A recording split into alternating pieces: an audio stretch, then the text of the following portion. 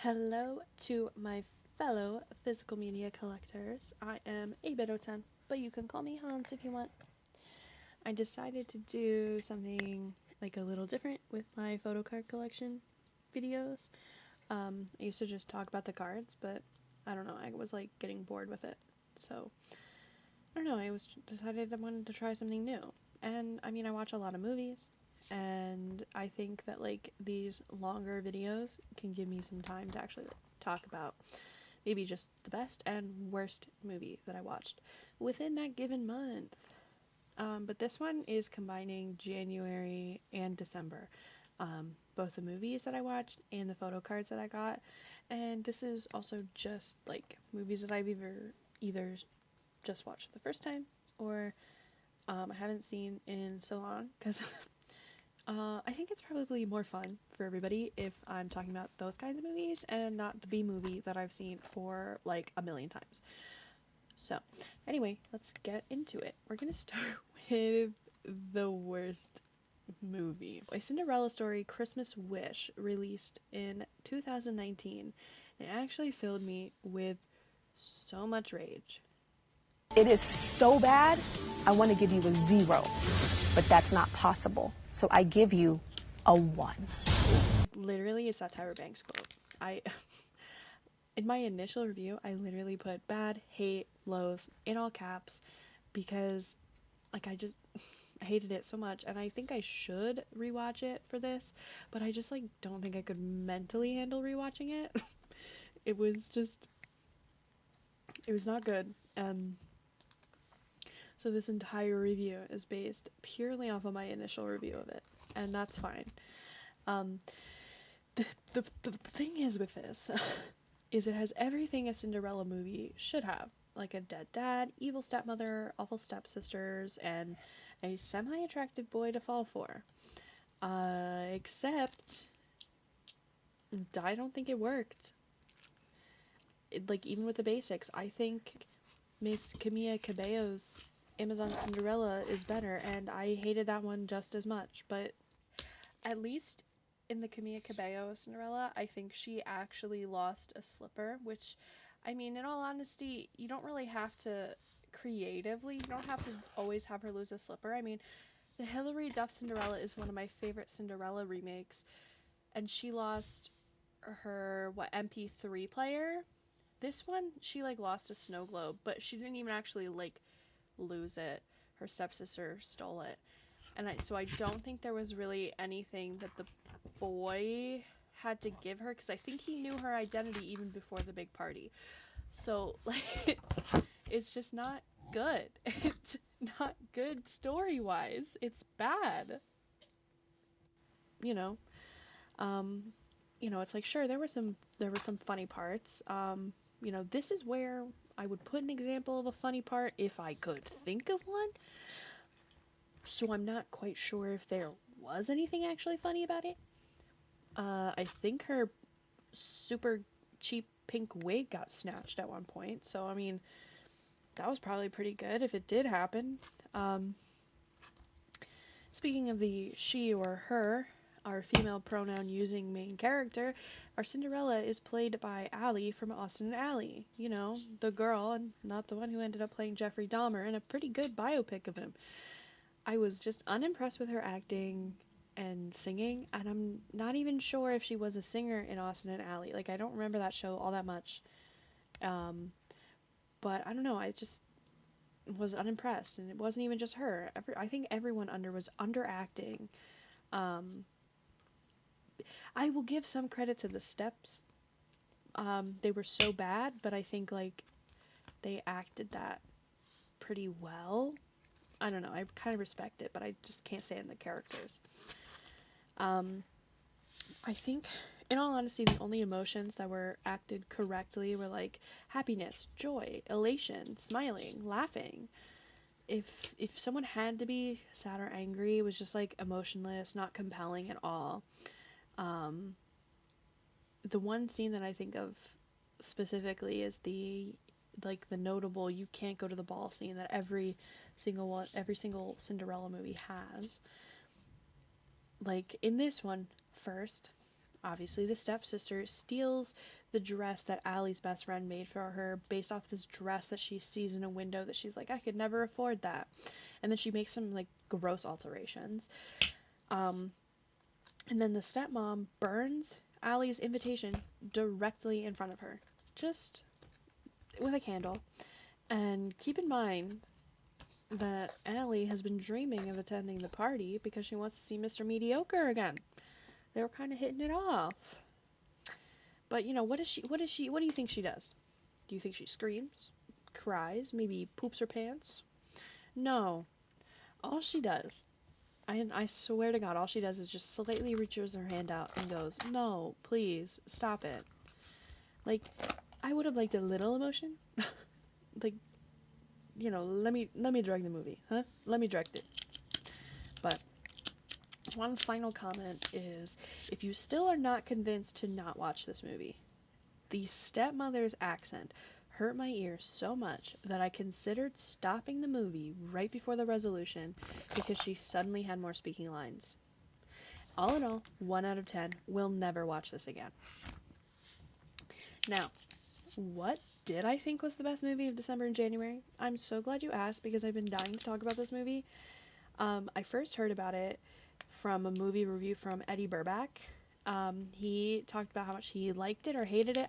It's a really confusing kind of review. He was very mixed on it, but I mean, I agree with him. I'm mixed on it, but I love it. I adore it.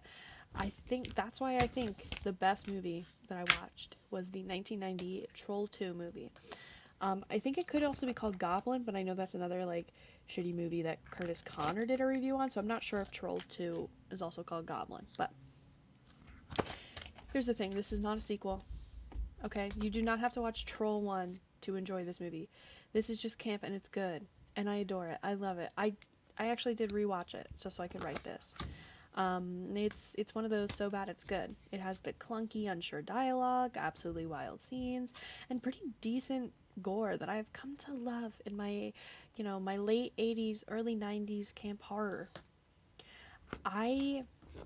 Speaking of starting with the unsure dialogue, I think the sister and the boyfriend tend to have overall the worst line delivery, but it's still fun. I mean, the the scene that I think about a lot is like, she goes, my dad hates you, and if he catches you, he will chop off your little nuts and eat them. And she was like, me or your little boys. Very fun, but not a good girlfriend. I mean, it's one of those things where they over enunciate all the words, but it's great. Which Miss Credence Lenore Gilegood may to some viewers actually be the worst character, but I think she is the most camp. She has like these big round glasses, gross yet somehow perfect teeth, and completely exaggerated line delivery. I fell in love. When one would have said, there are no doctors in Nilbog, we prefer our own methods. She was like, there is no hospital in Nilbog. We are used to curing ourselves. I'm like, yes, thank you. And then when she was screaming about the sodium and the trans fat in the double-decker bologna sandwich, that was the definition of camp. Anybody who doesn't know what camp is, that's it. One last iconic line I have to mention is, they're eating her! And then they're going to eat me! Oh my God! perfect, cut, no notes, that's a wrap, perfect. So now let's talk about these wild scenes. I think the scene in which Joshua decides that like there's no other option to like stop his family from eating food is to literally just go in the bathroom on it. Like I like he just like, I must do it, and then he just goes to the bathroom. Like there was another way, but okay. And then him delivering his weird little line that I don't want to repeat just before his dad looks like he's gonna pull down his pants are two scenes that I want to forget about, but I can't. The sister, love her, practicing her posing and runway walks in the mirror before she does her little, it's either me or your little boys. That was great. The man in the general store calling coffee the devil's drink and gagging when bacon was mentioned. Eggs. Bacon. Are you crazy, boy? The cop saying girls and then laughing as he drove away. Oh, and Sheriff, where did the girls from around here go at night?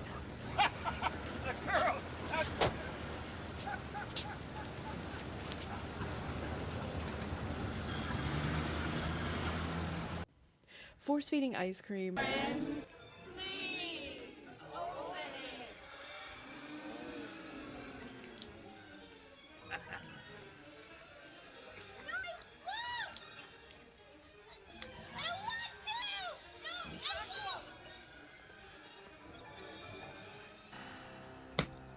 Stop!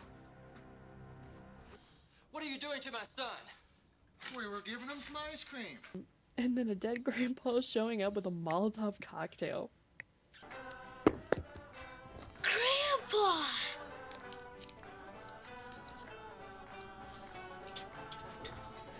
We must move quickly to put out the fire. What fire? Guess. And so those are just like, those are the absolute golden scenes that you can get in this movie, and I love them. That's like what makes it. So the last part is about the gore. I don't think this movie is overly gory like some movies can be. Most blood of the movie is in fact green, so it obviously looks fake, but there are some like body horror elements. And like with the body horror, if you're not into, you know, seeing, I don't know how to describe it without like grossing people out, but it's like I want to give like a little trigger warning about like people have things growing out of them. I don't know how else to describe that without, you know, being gross. There's a scene in which somebody melts, and another scene where it looks like a body is open and they're like eating the insides. Like I said, the blood is green, so like it clearly looks fake. It looks like, you know, green jello. Like it doesn't look real, but I could understand if it freaks somebody out, like if it made somebody feel uneasy or sick, you know. So I mean, I think it looks great, but there are probably people who really don't like it, so I get it. I think the special effects and practical effects people literally deserve a Nobel Peace Prize for their work. And I won't show it like in this video because some people aren't into that kind of thing, and I don't know how YouTube feels about it, so I'm just like, better than not. The only bad costuming aspect was the goblin masks, but I think those are probably just products of their time. I mean, their mouths barely open, they just look weird, and they're like clearly reused for multiple characters, so I mean, it's fine. If that's like the only like bad thing about their costuming or effects, then that's fine. But anyway, if you want to see like a more in-depth review, you could check out Eddie Burback's video, but I feel like there's probably more reviews out there. I did give it a 7 out of 10, so in my official ranking, it did rank like officially, like the score is lower than my number 2, but I wanted to talk more about Troll 2 just because it's I think about it so much more. I think I had more to say about it than 13 Ghosts, which I liked more. I mean, Matthew Lillard is great. I think that was a great movie, but you know, it's important to see that my number 10 was rated 8 out of 10, and then the last one was a 1 out of 10. I think that is very telling of how much I disliked the Christmas Wish movie. I adored A Boy Called Christmas. I thought it was very well done.